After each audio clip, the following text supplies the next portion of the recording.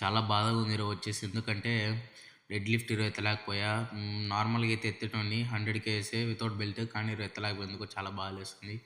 And వచ్చేసి మన 50 days challenge కూడా అయిపోతది. ఇంకా నెక్స్ట్ న్యూ సీరీస్ ఏమైనా వదులుదాం అని చెప్పేసి నేను ఆలోచిస్తున్నాను.